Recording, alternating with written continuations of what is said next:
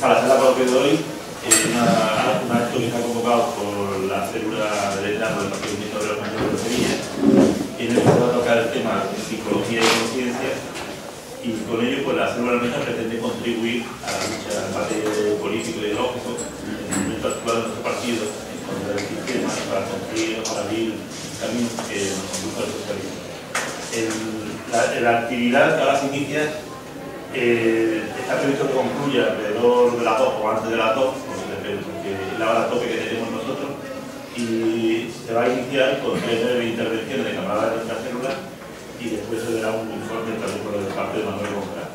Y posteriormente pasaremos a un debate en el cual esperamos que se trate todos los temas que se han abordado o las dudas o posibles sugerencias que queráis vosotros hacernos. Por eso, para no demorar mucho el tema, iniciamos el acto con la intervención de Ricardo Cáceres. Muchas gracias. Como ha dicho el camarada, soy militante de la célula Lenin del partido y lo que sí quería hacer un inciso, creo que todos tenemos móviles, si lo podemos quitar, ponerlo en silencio, se agradecería para que no interrumpir la conversación, o no decir que la apaguemos, porque eso es lo primero. Hay otra cosa muy importante que se llama en la vida es autodisciplina y organización. Y los comunistas una cosa que tenemos que tener por ese error es disciplina. Me refiero a que la disciplina la puntualidad. Cuando le damos a las 11 de la mañana para empezar a las 11, no empezar a las 11:25. Por ejemplo, estamos esperando esto, siempre nos pasa lo mismo. Si tenemos que dar ejemplo, primero todos los militantes. Yo que soy un... Sé que tengo fama por ser muy chilloso sobre el tema de la puntualidad, pero es que es mi forma de ser y me enseñaron así, ¿sabes? Entonces, camaradas y amigos, la presente conferencia de coloquio, que llevamos ya tiempo planeando, que ya por título Psicología y Conciencia va mucho más allá de ofrecer una explicación racional sobre el comportamiento de los trabajadores ante la sociedad capitalista. Es una apuesta de nuestra célula por reparar el daño que se ha hecho a la militancia comunista por parte de quien, cobijándose con el honorífico título de comunista, lo que han hecho es desprestigiarlo. Revisionistas, maoístas, franquistas, etc. La burguesía y los oportunistas han puesto sus ricos medios de actividad para inculcar en la mente de los trabajadores el rechazo a todo lo que huela a comunismo. Nosotros no podemos permitirlo, porque en nombre del comunismo, del Partido Comunista han muerto asesinados miles de militantes anónimos de todo el mundo, que arriesgaron su vida por lograr una vida digna, ajenas a los abusos y a la explotación capitalista. Como veteranos que son en el partido, aquí vemos algunos, aparte que lleva muchos años en el mismo, hay algunos que tienen muchos años. Nada más no para que viene de los moradores hace 10 minutos. Los veteranos tenemos el deber de reivindicar a aquellas mujeres y a aquellos hombres que perdieron años de su vida y que gracias a ellos, después de tantos reveses, el ideal comunista prende con fuego vigoroso en la juventud. Y por lo que, superando miles de obstáculos, consagra su vida y su tiempo en lograr el ideal sublime de la humanidad, el comunismo.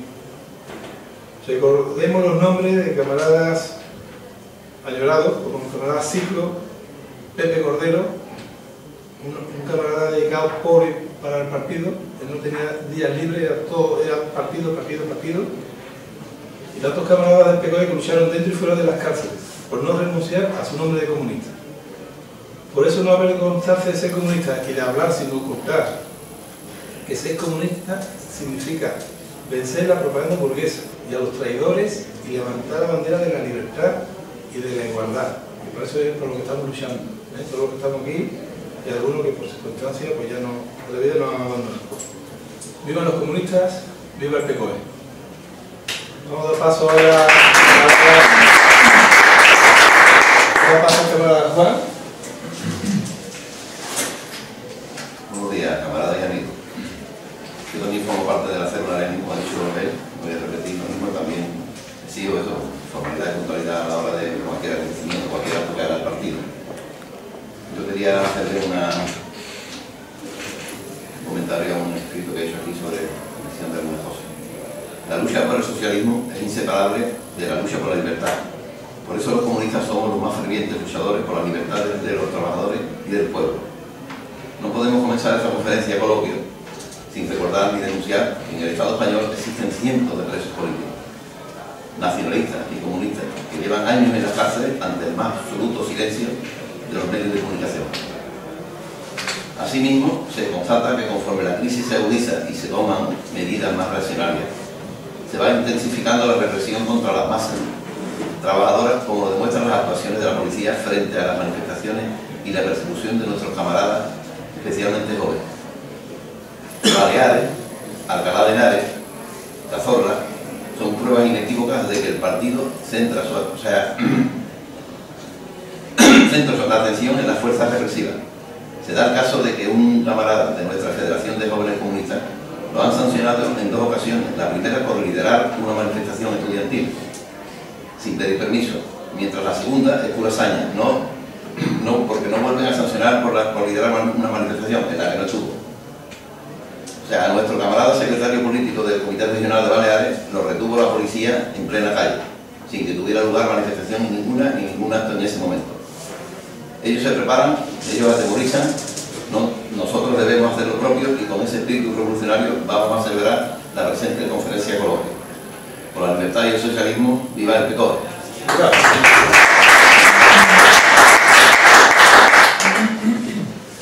Y ahora el compañero Luis va a leer también una Pero me ha tocado comentar el internacionalismo proletario. Yo creo que es uno de los principios fundamentales de cualquier partido comunista, marxista, comunista, debe llevar como bandera. Sin él es imposible ejercer de comunismo. Por tanto, camarada y amigo, creo que es importante asimilar bien el internacionalismo proletario. El más sublime de los principios revolucionarios es el internacionalismo proletario, que eleva al obrero a la universalidad. Todos los trabajadores del mundo somos hermanos de clase y cuando maltratan a uno en un rincón muy lejano de nosotros, nuestro corazón de comunista sufre. Por esta razón, denunciamos a los estados europeos, especialmente al Estado español y a los medios de comunicación que le sirven de títere, por su campaña contra Cuba y Venezuela, que buscan encontrar falsas causas que ante la opinión pública mundial justifiquen intervenciones bien directas o por medio de golpes de Estado para frenar el proceso antiimperialista que se lleva a cabo actualmente en América Latina y que tiene por objetivo, primero, evitar que dicho proceso se convierta en una lucha abierta por el socialismo y, en segundo lugar, rapiñar las fuentes energéticas que constituyen la riqueza autóctona de los pueblos que desean construir un mundo independiente del imperialismo. Pero la célula de veteranos del PCOE de Sevilla estimamos que nuestra solidaridad no es puro formalismo, sino que forma parte de nuestros principios marxistas-leninistas, en los que nos inspiramos para decir que si el combate contra el imperialismo no tiene como objetivo el socialismo, a la postre serán barridos y se convertirán en un país capitalista explotador de la fuerza de trabajo, es decir, en un eslabón de la cadena imperialista. Por el internacionalismo proletario, viva el socialismo, viva el PCOE.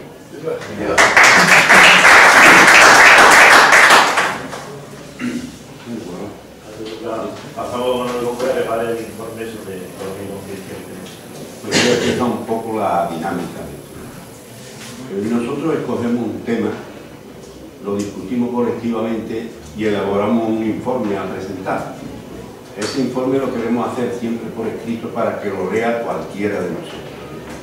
Hoy me ha tocado a mí, pero la garganta si la tengo mala, que la tenía mala, no la podía leer otro cualquiera. Y lo hacemos leído porque así no nos desviamos de nuestro objetivo central y además es más fluido. Intentaré leerlo lo mejor posible, yo soy mi manta para esto, pero creo que aquí hay elementos suficientes para entrar en un debate.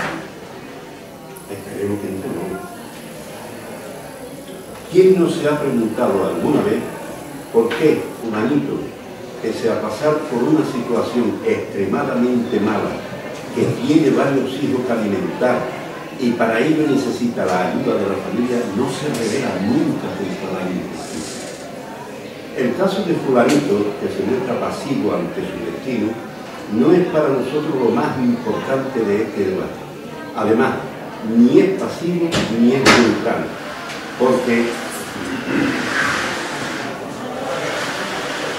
ante la incomprensión de muchos, incluso de muchos de nosotros, arremete contra quienes no estamos dispuestos a soportar indolentes esta forma de vida y nos levantamos contra el capital. El obrero desconcienciado se enfrentará contra nosotros, contra nuestras ideas, como si el capitalismo fuese algo suyo. Todo el mundo sabe que como el tal fulanito hay millones de trabajadores que viven sin perturbarse por ser explotados y sin ofrecer ninguna resistencia contra los culpables de su desgracia. Sin embargo, no son estos millones de trabajadores los que nos preocupan especialmente, sino el hecho de que haya también numerosos militantes comunistas que dudan, que se ven incapacitados para ofrecer una explicación científica del proceder de los trabajadores, dejando claro que no están en condiciones de cumplir con su cometido de revolucionario.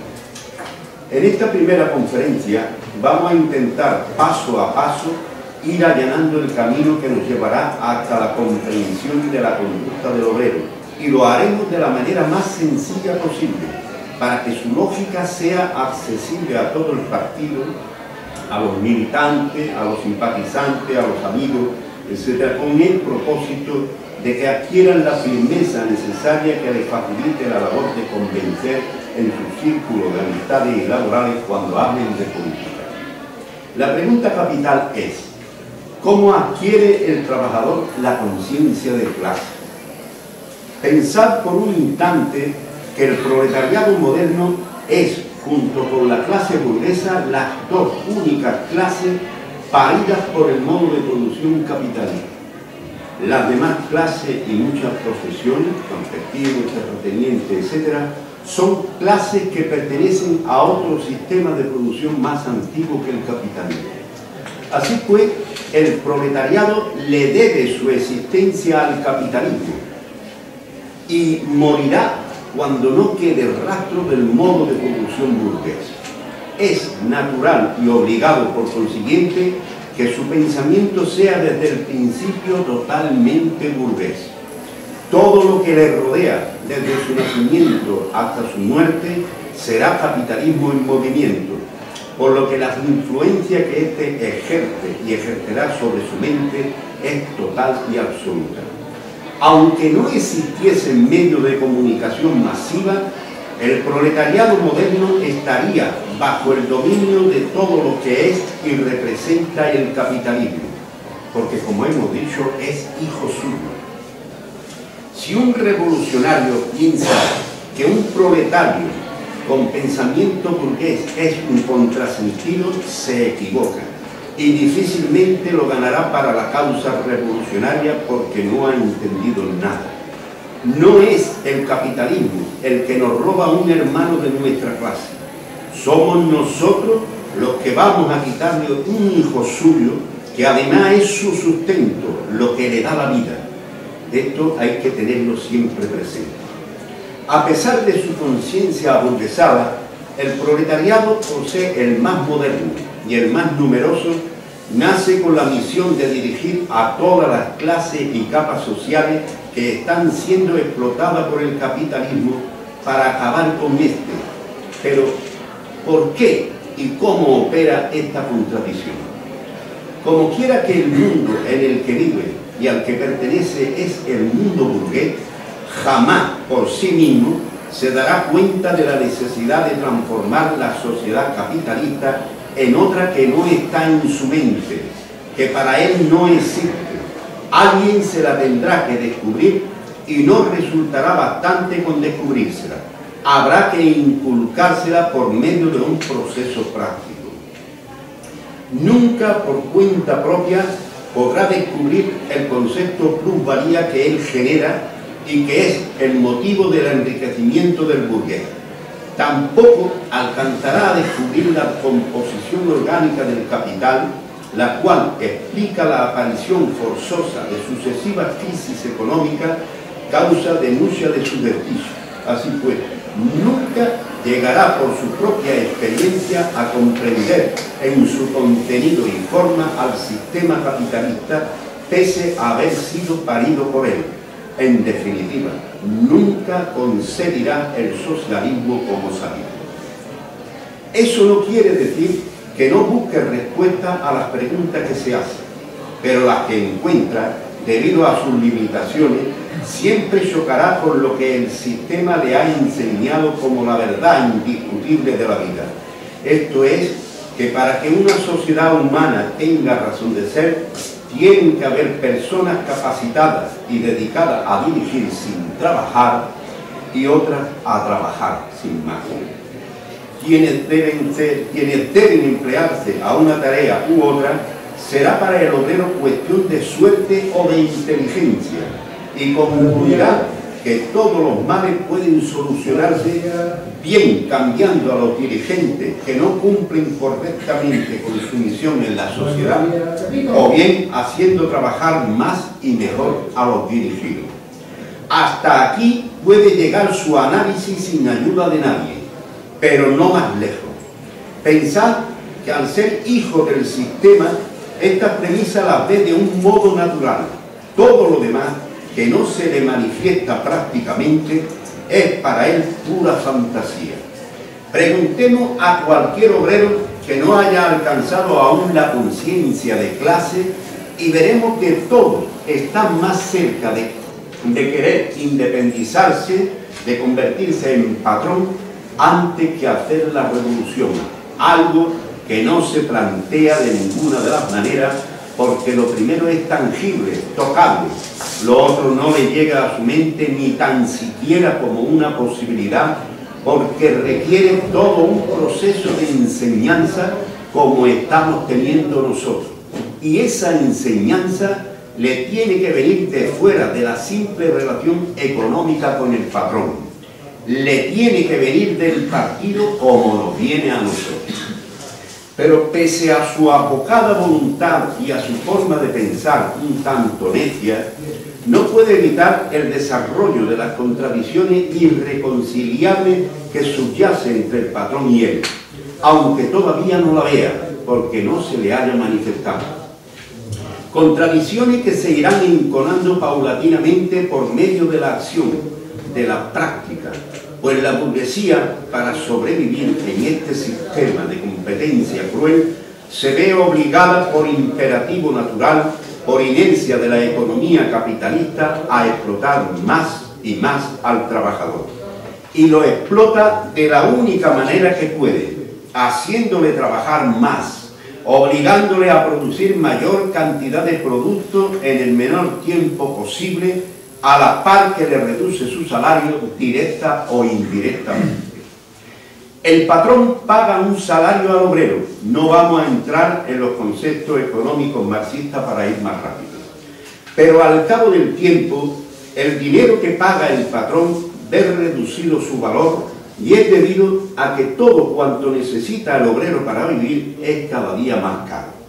El obrero le pide al patrón un aumento de sueldo con el fin de asegurarse todos los elementos vitales. Este, sin embargo, se niega totalmente a dárselo para no perder cuota de ganancia, o le ofrece una cantidad bastante menor de la que le demanda, por lo que la contradicción entre el patrón y el obrero se hace ya más visible. Sin embargo, esta es todavía una contradicción normal y conciliable en opinión del trabajador, que solo ve en ella una relación económica, jamás política y menos aún ideológica. Esta relación entre obrero y patrón genera lo que se llama la psicología del obrero. A este no le gusta que su patrón, al mismo tiempo que obtiene mayores beneficios, le niegue una subida de salario suficiente. Pero esta psicología no se transformará jamás en conciencia de clase por poco que pague el patrón. Por mucha explotación que ejerza el patrón sobre el obrero, este continuará igual, con más tensión, pero igual, no gustándole la citada relación, pero nada más. Llegado a un punto en el que la precariedad del salario es ya insoportable, la mente del trabajador comienza a evolucionar tímidamente, llegando a pensar que si todos los compañeros y compañeras de su centro de trabajo se unen en una huelga, pueden hacer cambiar de actitud al patrón. Tenemos pues el embrión del sindicato. De forma espontánea los obreros deciden ir a la huelga. No obstante, a la hora de hacer la realidad, advertimos que la psicología de los obreros, o sea, el saber qué es lo que no quiere sin conocer qué debería querer, se bifurca en dos ramales opuestos. Pues aun teniendo el mismo sentimiento de no gustarle que el patrón no le suba el sueldo, pese a haber logrado beneficios récord, aun no agradándole la relación entre patrón y obrero, la psicología se manifiesta en uno como rebeldía y en otro como sumisión. En el fondo, la sumisión es una expresión del miedo. Los obreros están todavía a años luz de adquirir conciencia de clase. Los rebeldes querrán ir más allá, continuar con las acciones para hacer caer en razones al patrón, sin negarle su autoridad y dirección, y por supuesto sin cuestionar el capitalismo al que no cree culpable. Piensa que la conducta del patrón es un problema personal y humano, pero no un pecado del sistema.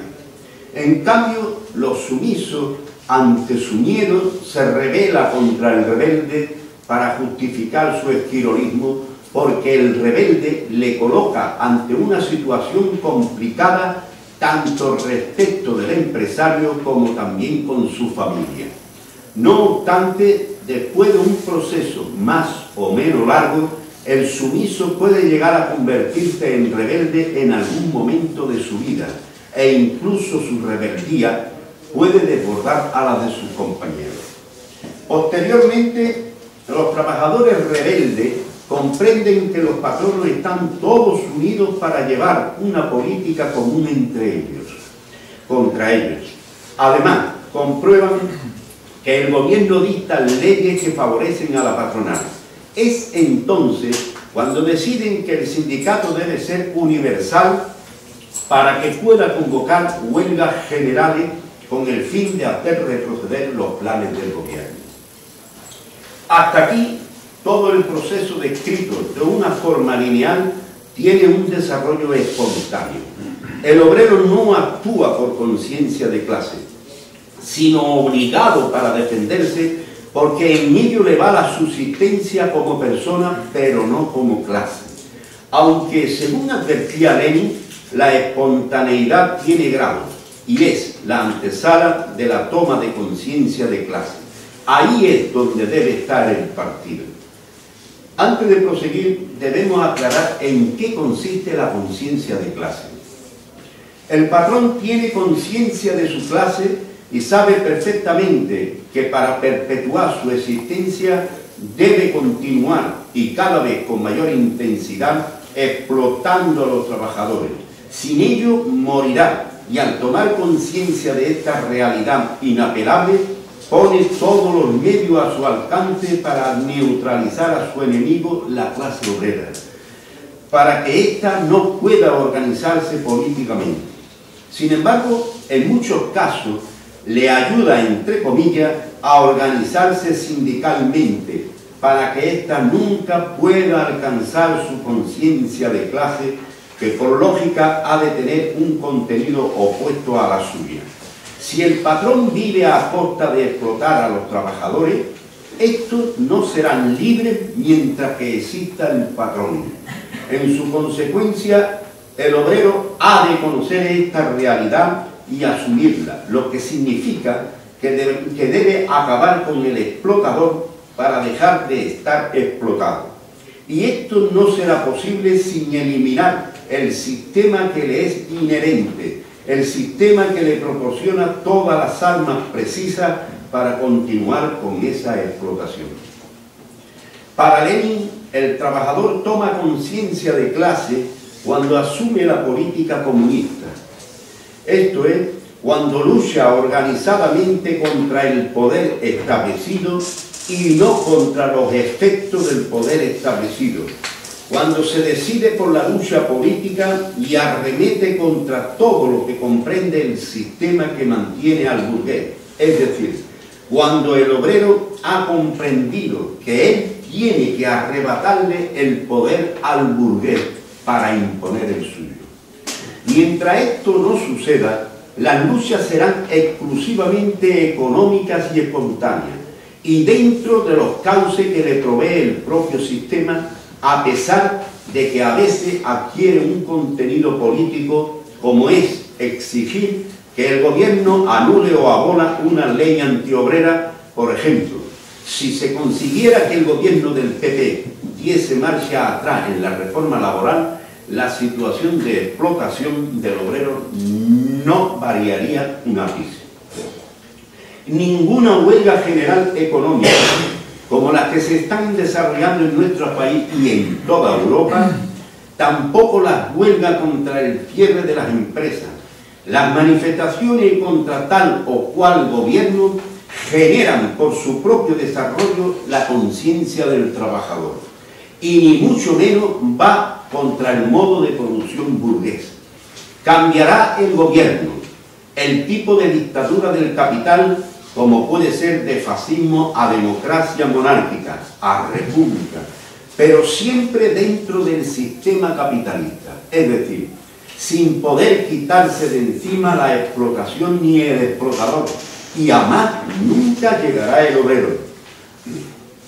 Para que el obrero tome conciencia de clase, es decir, que comprenda que él puede y debe aglutinar a su alrededor a todos los explotados para acabar con la explotación y por tanto con el régimen burgués, ha de saber cómo subyuga el capital a todas esas clases, por qué existen presos políticos, por qué los monopolios controlan la economía del campo, por qué el Parlamento y el gobierno dictan leyes antiobreras, y en esta dirección tiene que aprender cuál es la naturaleza del Estado capitalista, que dicho Estado representa los intereses de la burguesía y es un órgano de opresión contra las clases explotadas. Debe, pues, conocer y asumir en términos generales lo que un militante de un partido comunista sabe y adoptar para sí su programa. Por eso son los comunistas, al margen de los sindicatos, los únicos que pueden dirigir a los trabajadores hasta la comprensión de su naturaleza de clase, de su conciencia de clase. Podéis examinar la historia y veréis que cuando los partidos comunistas cumplían con su misión, la clase obrera, cualesquiera que fuesen los países, luchaba por el poder político. Y también os percataréis de lo contrario, desde que los partidos comunistas han ido dejando a un lado los principios revolucionarios y por consiguiente abandonando su misión frente al proletariado, nadie ni nada le ha podido sustituir. Todas las revueltas, y me refiero a nivel mundial, guerrillas, manifestaciones monstruosas, han acabado en nada, y los trabajadores no han tomado conciencia de clase. Pero se da la circunstancia que tanto en España como en casi toda Europa, por no decir toda Europa, los partidos comunistas han renunciado a esta práctica. Sus militantes se limitan a actuar en los sindicatos o en frentes de masas, olvidando su misión de enseñar política al proletariado. Todas sus luchas y actividades se diluyen en el terreno sindical, con lo cual, en vez de adoctrinar a los trabajadores, lo que hacen es contribuir a la malformación de su conciencia, pues los sindicatos solo pueden aspirar a la lucha económica, a impugnar leyes que repercuten en el mundo del trabajo. Los sindicatos, por naturaleza, son reformistas. En nuestro país sucede que los llamados partidos comunistas no le hablan al obrero de su potencial, de su misión histórica, no le hablan de política ni de ideología. En los centros de trabajo, las células comunistas no existen como tal. Se reúnen y hablan de sindicalismo, del convenio colectivo, de la expulsión de un compañero, etc. Y para eso no hace falta la célula comunista. ya basta con el sindicato. También sucede que en el Parlamento todos los partidos, a la hora de la verdad, llegan a confabularte contra los intereses de los trabajadores. Y aquellos que se reclaman representantes del pueblo solo se oponen a tal o cual ley, pero en el fondo están diciendo a los trabajadores que a través del Parlamento se puede cambiar su signo maldito. Le están diciendo que dentro del sistema hay soluciones a sus problemas. Los reformistas son la avanzadilla del capitalismo dentro del movimiento obrero. Todos los partidos y todas las instituciones aleccionen al trabajador en el mismo sentido en que éste ha venido viviendo desde su nacimiento. Nadie le insinúa, menos le afirma que hay que cambiar el sistema. ¿Cómo entonces nos lamentamos de que el trabajador no nos comprenda?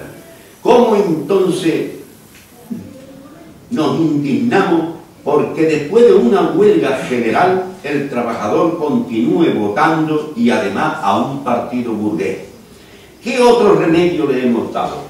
Se le indica indirectamente que el sistema tiene defectos, pero solucionables, que en la patronal hay elementos que son egoístas, pero otros no. Se le inculca que un gobierno puede hacerlo bien o mal para sus intereses, obligándole a elegir al menos malo.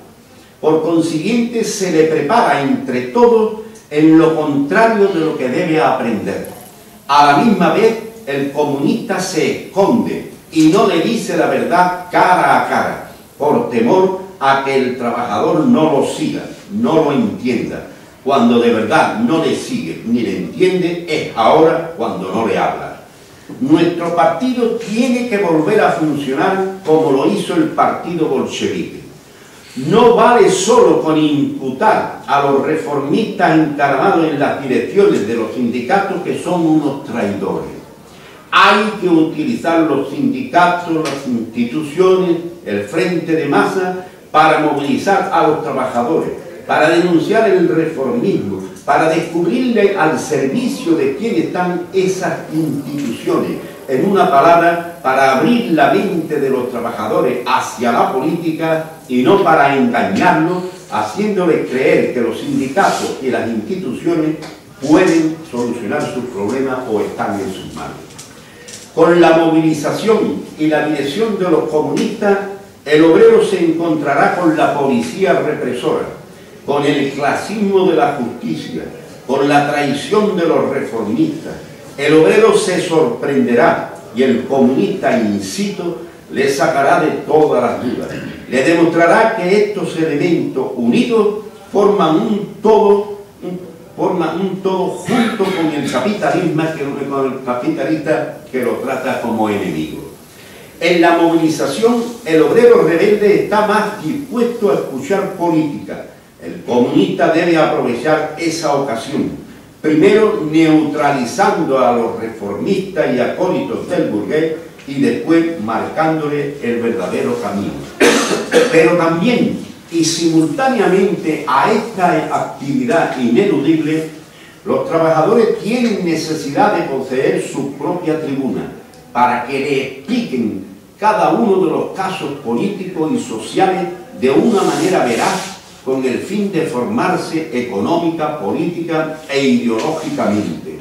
Esa tribuna se la tiene que proporcionar inexcusablemente el partido, que es el único que está en condiciones de dar las respuestas científicas de los fenómenos sociales.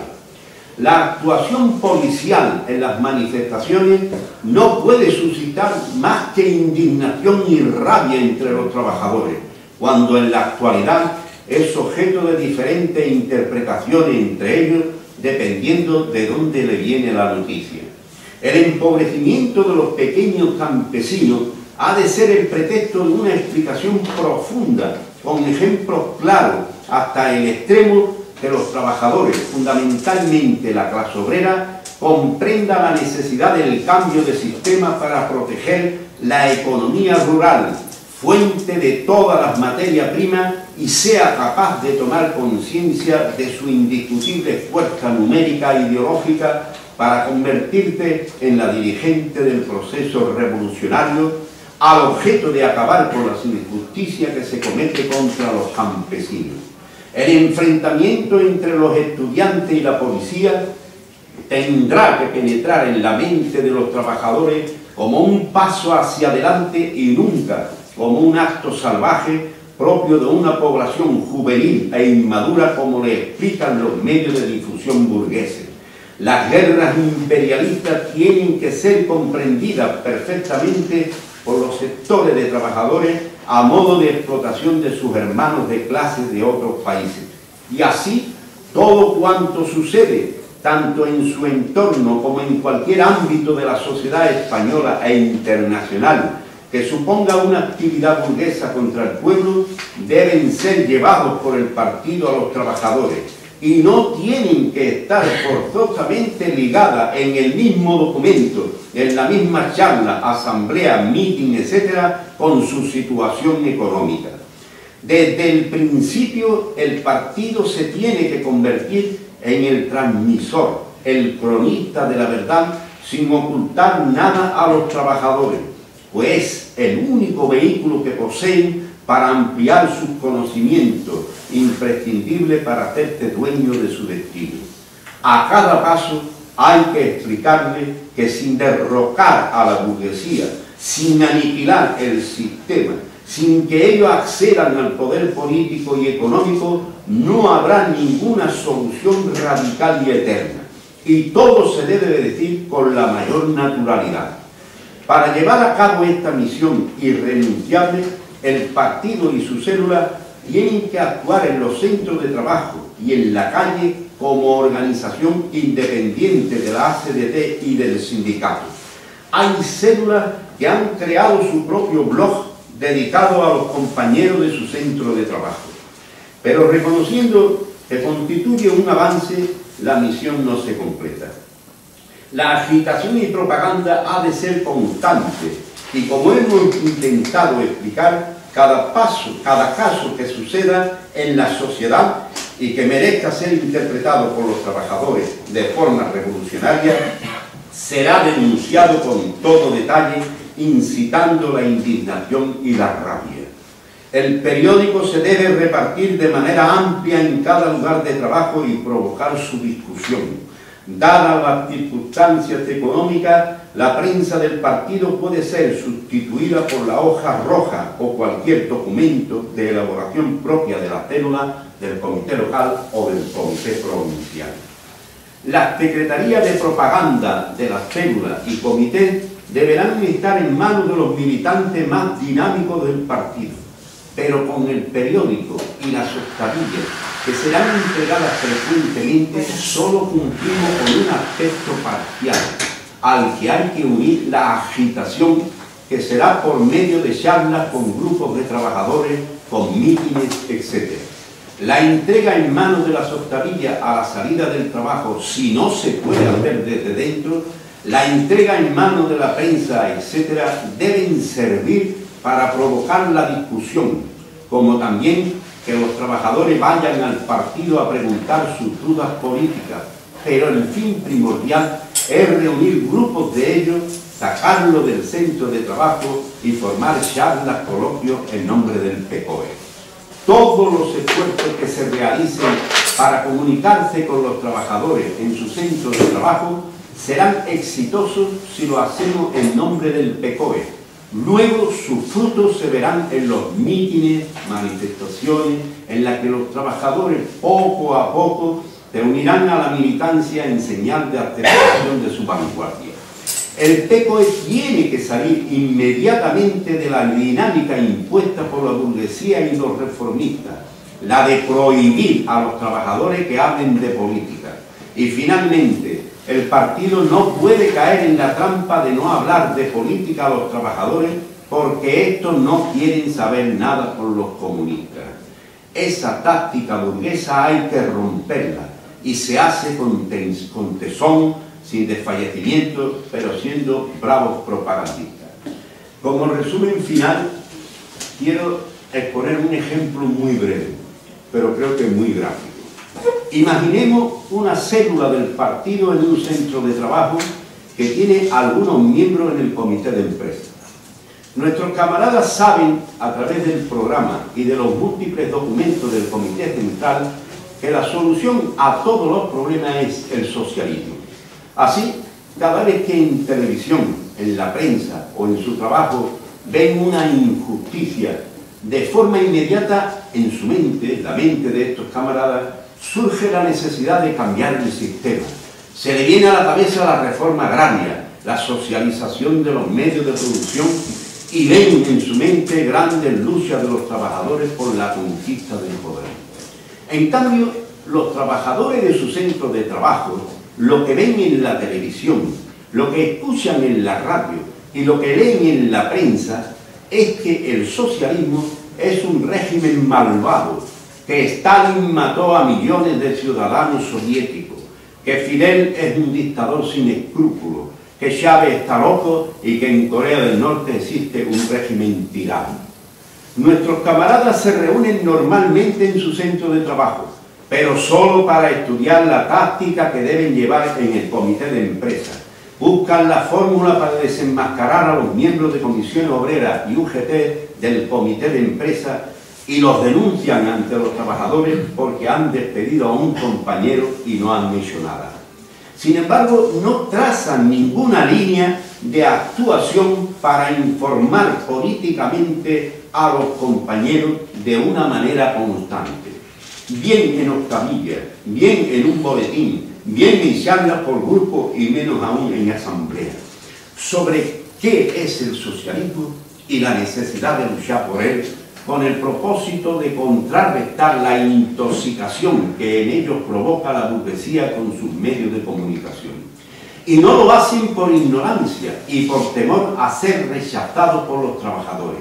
De esta manera, los trabajadores solo reciben una información, la de sus enemigos, que está proyectada para malformar su conciencia. Y viene la crisis, y a la hora de discutir el nuevo convenio, el empresario dice que no solo no puede dar más dinero, sino que aunque tiene beneficios, estos han descendido y por lo tanto tiene que rebajar los salarios, o de lo contrario, la empresa corre el riesgo de desaparecer, porque las ventas se han venido abajo y el producto lo ha de vender más barato. Así que o se acepta la rebaja de sueldo o se ven obligados a presentar un ERE o la empresa se traslada a otro lugar. Sin embargo, el comité y los trabajadores saben que en vez de venirse abajo las ventas, la empresa tiene nuevos pedidos millonarios. Pero, ¿qué ocurre con los trabajadores? Es evidente que su cerebro no se ilumina con la necesidad de luchar por el socialismo, porque la idea que tiene sobre el mismo es que es malvado y es una dictadura cruel en donde los trabajadores pasan hambre. Por tanto, el socialismo no les puede venir a la cabeza como tabla de salvación. A unos, a los más rebeldes, les cundirá la indignación y despotricarán contra el patrón. Y otros piensan a ver si por 2 euros vamos a perder nuestro puesto de trabajo o la empresa se va a marchar a otro país.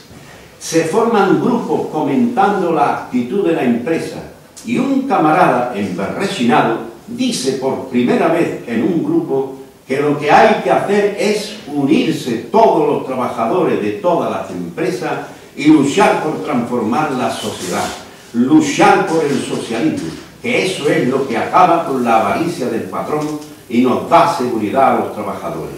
Pero en el momento de pronunciar la palabra socialismo, los trabajadores, al igual que si les hubiese mentado el infierno, se revuelven contra el camarada y le dicen: tú estás loco. Además, se atreven a más, pues le recriminan con eso de: tú no sabes lo que es el socialismo. Y no ha lugar a más debate si no se quiere percochar la discusión.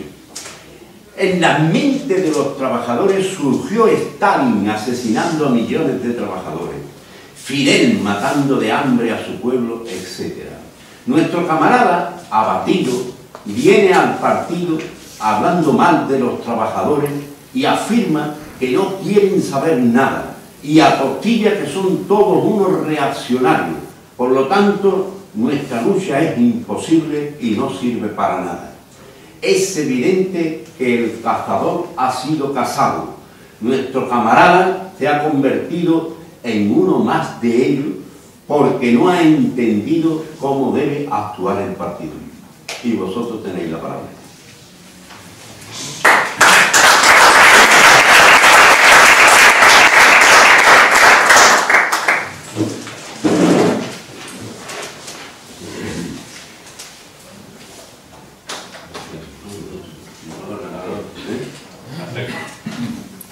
Bueno, esto se hace para abrir un debate ahora. Nosotros ya hemos hablado, esperemos que el debate sea abierto, vivo, participativo, porque no queremos para nada. Esto que se ha leído aquí, el documento que se ha leído aquí, esperemos que se digiera, no que se ingiera solamente. Y para ello es necesario debatir.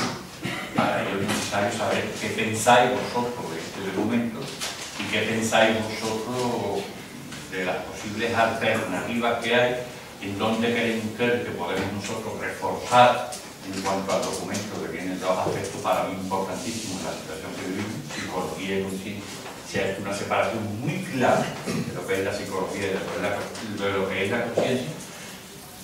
Yo supongo que todos los que estamos aquí tenemos conciencia de clase, conciencia revolucionaria. Por tanto, esperemos que el debate sea vivo, abierto y participativo. Sí. Palabras, Ricardo. Yo creo que aquí se retratan las células. Hay que hablar claro. Si la clase obrera, después de tantas luchas, no toma conciencia de clase, todavía no ha abierto ni siquiera en ningún ángulo, en ningún sitio, el debate del socialismo o otra sociedad, es porque los partidos comunistas, y a mí lo que más me trae sin cuidado por ahora, es nuestro partido comunista, en el ámbito donde está trabajando, no lleva a cabo lo que es verdaderamente la misión del comunismo. Nos hemos adoctrinado, nos hemos domesticado, nos han domesticado. Al fin y al cabo somos un apéndice de un sindicato u de otro y actuamos como sindicalistas. Y el sindicato es reaccionario, es que esto hay que comprenderlo. El mayor, la mayor desviación moderna que existe en el mundo comunista es que todos los partidos, incluidos aquellos que nos creemos que son los más bravos, ponen toda su atención en los sindicatos. Es decir, conforme avanzan los sindicatos, avanzan ellos, y tendría que ser todo lo contrario. Los compañeros que en un centro de trabajo nos siguen a nosotros es porque tienen más inquietudes políticas. Eso es así. Esos son los que se apuntan primero al sindicato, los que pueden venir aquí, los que pueden venir allá. Y sin embargo le negamos a la clase obrera hablar de política, porque a ella le han inculcado el miedo a la política. Pero hay que hablar de política de una forma razonada, hay que hablar de política en sus momentos, que es siempre. Para mí es que es siempre. Lo que hay que saber es dosificar. Tú no puedes llegar a un trabajador que no sabe nada de nada y decir hay que ir por la dictadura del proletariado.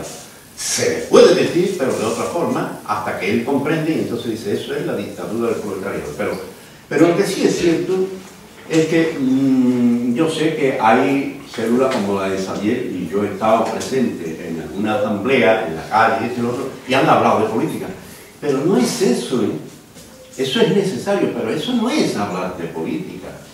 Eso es elevar la situación económica del trabajador a una posición política. Hablar de política es más universal. Cuando están tirando los campesinos los tomates a la calle, o están dando regalado al pueblo, eso hay un problema gordo. Y es un problema de clase. Y ese problema afecta a la clase obrera. Y ese problema lo tiene que conocer los trabajadores. Cuando los estudiantes salen a la calle y cogen a uno y lo meten preso, parece que los trabajadores no deben de saber eso. si acaso en una octavilla muy generalizada y hablando de todo hay presos políticos, ese caso lo tienen que conocer los trabajadores y no tienen por qué decirle tú estás mal pagado y los estudiantes están... No, ha pasado esto de los estudiantes y esto y esto con los trabajadores. Eso no se está llevando a cabo, está llevando una pequeña parte nada más. Y ahora, si me permitís, os voy a apuntar un ejemplo como este, pero al contrario, para ver si abrimos el debate. Hubo una célula, y más de una célula en Sevilla antiguamente, en la que sus miembros estaban en el comité de empresa. Y en el comité de empresa, cada vez que salía la asamblea, hablaban de política. Pero independientemente de eso, dábamos octavilla, hacíamos un boletín, la verdad, y se entregaba a los trabajadores. Hacíamos rifa en nombre del partido, allí dentro de la fábrica. Se daba toda la prensa dentro de la fábrica. Y llegados los momentos, se daba asamblea en nombre del partido. Pero eso fue un trabajo, no de la noche a la mañana. Un trabajo de años, de meses, de días, constantemente. Y los trabajadores lo aceptaban normalmente. Y los trabajadores aquí tenían mucho miedo, porque estábamos en la época de Franco y después estábamos en la otra época y los trabajadores eran como nosotros. No hay trabajador especial. No existe eso. En todos los casos son exactamente igual. ¿O es que nosotros somos iluminados porque somos comunistas y los otros no lo son? Han tenido que enseñar. Bueno, pues esa fábrica ha dado asamblea y llevó un momento en la época de Franco en que mataron a compañeros nuestros en Vitoria y nos dirigimos al PC y le dijimos que había ganado una asamblea, que habían matado a unos nuestros. Y no, esto va a ser una guerra civil, y estábamos en el fascismo todavía, prácticamente, y iba a ser una guerra civil. Y dimos la asamblea, porque los trabajadores tienen miedo, y dimos la asamblea sin miedo, asamblea política totalmente. Y si ustedes hubiesen visto en un pasillo así, los trabajadores, después de hablar de nosotros, en el plano político y revolucionario, cogerse ellos y dejarnos apuntados nosotros, cogerse así, uno para acá y otro para acá, y uno policía y otro asesino, policía, asesino. Pero que es que nos creemos que son los trabajadores igual que nosotros, exactamente igual que nosotros. Es que es así. Y se ha llegado a decirle a la empresa, tú no sales de aquí hasta que no suba el convenio. Y la hemos, como se dice, secuestrado. Y se han hecho cosas en nombre de política. Y el golpe de Estado. Y el golpe de Estado, y hubo una asamblea diferenciando lo que era la convocatoria de partidos en contra del golpe de Estado, denunciando la hipocresía de esa manifestación en base a que no iban contra el golpe de Estado, era falso. Y otra cosa, y más difícil todavía, cuando ETA mataba, pero era a este y a este que era policía, a este y lo otro, hubo una asamblea allí convocada por otra parte que estaba unida a la empresa. Esa parte se llamaba Partido Comunista de España, al que yo pertenecía, para atacar a la ETA y ponerse al lado de una manifestación en la que iba también la burguesía y nosotros salimos allí, nos decían los de la metralleta, y salimos allí diciendo que los capitalistas lloren por su gente, que nosotros lloraremos por las nuestras. Así. Y no es que estuviéramos a favor ni en contra, pero explicábamos de lo que tenía que saber el trabajador. ¿Por qué sucede esto? Sucede porque han conculcado un derecho que tiene un pueblo. Y sucede esto, se daban las asambleas, eso no se hace de la noche a la mañana. Eso no se hace de la noche a la mañana. Y vino los estatutos de los trabajadores, vino, mejor dicho, el Estatuto de Andalucía, y se dio la asamblea en nombre del Partido Comunista Obrero Español para hablar de los estatutos. Así, se hacía. Nos costó despido, nos costó sanciones, nos costó de todo. Igual que ahora. Exactamente igual que ahora. Yo no digo o no decimos que esto se haga viable. No. Pero que haya un proceso y que cada célula en su centro de trabajo debe de estudiarlo. Y si dentro no pueden dar una tabilla en nombre del PECOE con esto, se espera en la calle. Bla, bla, bla, bla, bla, y se da. Y los trabajadores reaccionarán al contrario, mucho al principio. Pero como se está diciendo verdades, y como se está diciendo qué va a ocurrir, y ocurre, los trabajadores poco a poco se van yendo a tu lado. Y cada vez que tienen una duda, van y te llaman. Oye, ¿y esto qué es lo que es? ¿Y esto qué es? Y ya lo van notando, ya lo van notando. Esa es la misión del partido. No es posible que haya células que tengan comités, que estén en comités de empresa. Yo te voy a decir que está enfrente, no te voy a decir que en comités de empresa, y que cuando haya un acto del partido solo vengamos los militantes. Eso es que no se está llevando a cabo la labor de comunistas. Por muy bonita que sea la labor sindical, pero la de comunistas no se está llevando a cabo. A eso es lo que nosotros queremos hacer. Y eso hay que cambiarlo. Y cuando se cambia eso es exponencial, ¿eh? Pum, pum, pum, pum, eso avanza como la gloria.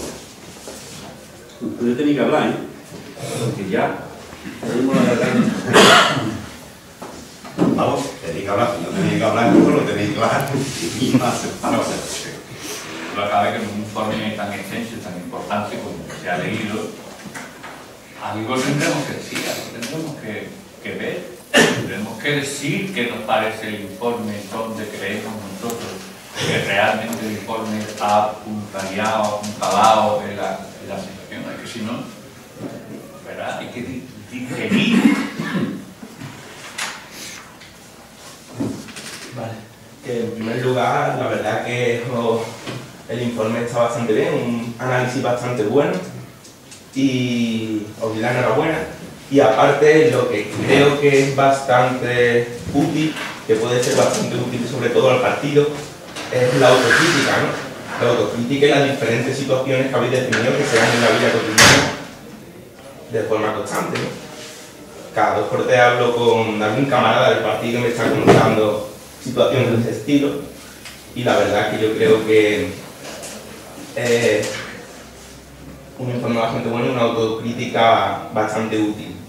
Yo lo que quería decir de lo que habéis estado hablando también se da en los centros de estudio. Yo soy estudiante de la Universidad de Sevilla y claramente cuando se le va a hablar de un grupo de personas de política todos ponen mala cara, todos atacan con esos mismos temas, dicen que no tenemos ni idea, que tal cual no sé qué. En las asambleas dicen no, de política no, en muchas de ellas. En el momento que esa lucha se intenta marcar una vía más política, ya llaman a la policía. Mi antiguo instituto, en el San Isidoro, me acuerdo que los estudiantes, según legalmente, tienen en horas lectivas el derecho de hacer asambleas en el instituto. Querían hacer una asamblea en el instituto y se movilizaron, y la directora llamó directamente a la policía, ¿no? Un instituto de secundaria, y llegó ahí la policía para que no se hiciese una asamblea. Eso pasó hace unos meses. En la universidad igual, la universidad en el momento que se va con propaganda política comunista en contra de algo, ya saltan no solo los profesores, no quizás, pero no solo que llamen a la policía o se reprima a los estudiantes, simplemente que no se les da la oportunidad de realizar ciertos actos dentro de la universidad. Y yo creo que lo que nos frena muchas veces el miedo que habéis estado describiendo, yo me incluyo, ¿no? Incluyo a mí, a todo el mundo. El miedo es hablar de política con gente que quizás no tenga conciencia, pero es que si no lo hacemos, nunca van a tener conciencia. Entonces yo creo que hay que dar ese paso adelante, hay que buscar la manera, quizás no